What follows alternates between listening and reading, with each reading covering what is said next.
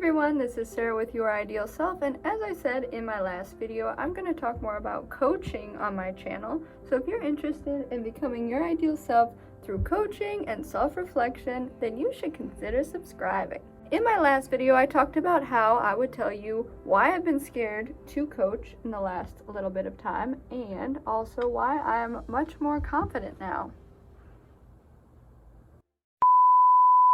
In my last video, I talked about how I'd tell you how I was scared to coach to start with, and now how I am much more confident. So let's hear about that story in this video. Obviously my cat's here, so you might see a tail flicker up and down a little bit, because that's Willow for you. Now, why are we scared of anything?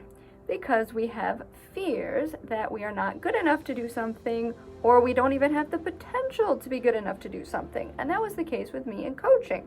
So I'll tell you a little bit about my fears and how that impacted me, because I had taken the ICF coaching program, I had taken the course, and I had got all my hours up there, but I was scared to coach. Now, I had a couple fears rolling around in my brain like we all do. One of my fears, I think it's a little odd, but I was always scared, and have always been scared, that I process things slower than other people. And there goes my cat. So I always thought that I wouldn't be a great coach, even though I know I'm on top of the world on many things. I am the most positive person you'll meet. I believe in everyone's potential.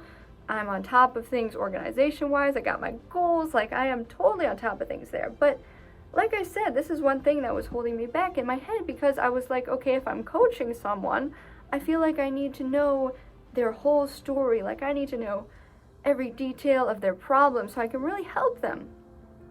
You don't need that to be a coach, because you just need to know enough about the person and their situation to be able to help them. It's about asking the right questions and listening and just using your intuition. If you notice people are hesitant when they say something, just notice that. I don't have to process everything and know everything. So that was one fear that I had. Another thing that kept me scared to put myself out there in the coaching world, because I was scared to market myself. See, even though I had those hours, I didn't want to put myself out there. And another reason for that was because I felt like I was too young and people wouldn't take me very seriously. Now I'm a little older now, so problem solved. No. A couple years ago, I was actually networking with someone in one of my weekly networking groups, and I was talking to him about my coaching, how I'd taken this course, but I also told him how, that maybe I was going to focus more on my human resources work than my coaching work, because, I'm really good at that, and I'll put the coaching off to the side a little bit. And to that, he was like, I agree with you, because you're really young, and sometimes people don't take coaches seriously when they're young, so I think it's a good idea for maybe to hold off as a coach. And this was someone confirming my fears, so that's even scarier.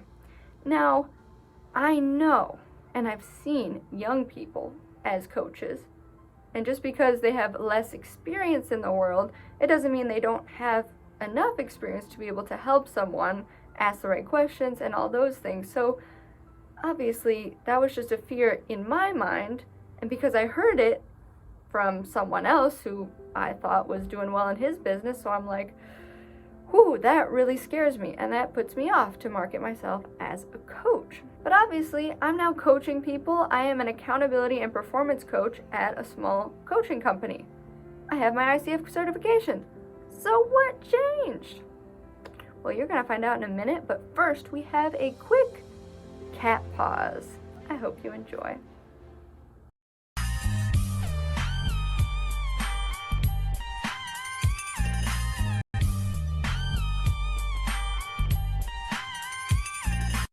And we're back.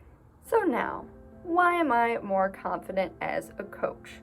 So you know my background. I got my ICF coaching certification, my ACC certification, about 4 months ago, and it was about 2 years before that I started up, or maybe a little less, that I started up the coaching program and everything. I finally have gotten more comfortable in my skin. And why is that? It's because I stumbled on an opportunity that gave me a really good chance to practice my coaching skills even more. So I was reached out to by a small coaching company.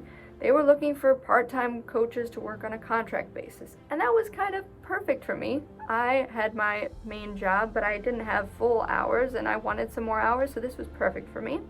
And the main selling point was that for this small coaching company, you didn't need to market yourself to get clients. The clients were all right there, so all I had to do was focus on the actual coaching.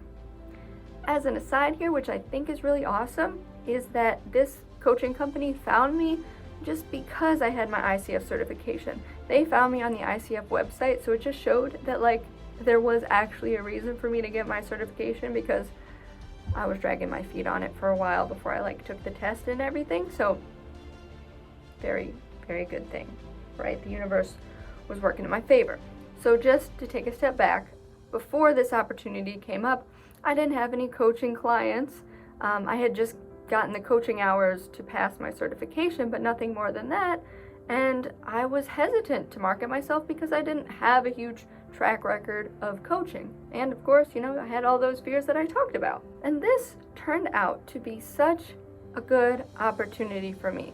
Now, why? It was because, mainly, a big part was that I was being employed by a company, by someone expecting me to do some work. And also I'm getting paid for it. That's awesome. I'm probably getting paid less, I am, than someone who markets themselves individually and gets these top clients who have the money and they want to improve themselves. But that's okay. I'm not there yet, eventually. But I am getting paid to coach. I am being held accountable for accountability coaching.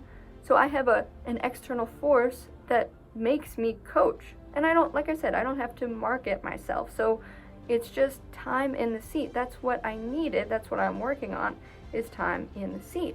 I'm using this external motivation to get me to do what I've been wanting to do, but I just haven't gotten out there to do it, and that's coach. And that's the main takeaway of this video, is that if you have a passion that you want to get better at, but you have all these fears, there are ways for you to either get paid for that passion, just maybe less than if you were more experienced, or just get into it more.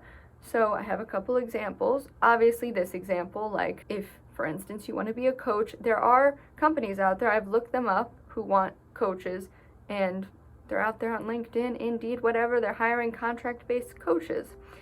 Another example, say you want to teach English as a second language and you want to get better at that, but you're scared to get new students. There are websites out there, they have the platform, they have the students, they just need the people to teach the students to come onto their platform. And this can be used for any type of example, say you're a writer. There are tons of websites out there who will pay you to do some writing for them, a little article here, there, whatever.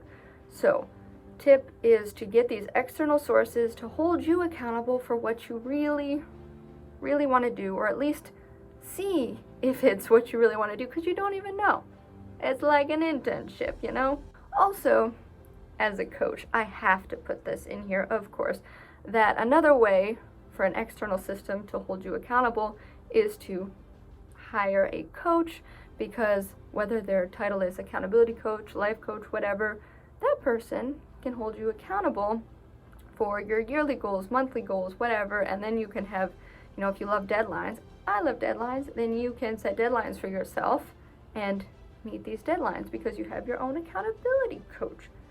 How awesome is that? And of course, the goal, unless you want to just stop here, the goal may be to go on and eventually, after you get that experience, go do bigger things. So once you get that coaching experience at that small company, then who says you can't be an individual solopreneur, because you'll make more money and maybe you'll be more confident with your clients, with getting clients. Just the possibilities are limitless. The limit is just in your mind. So let's try to break those barriers.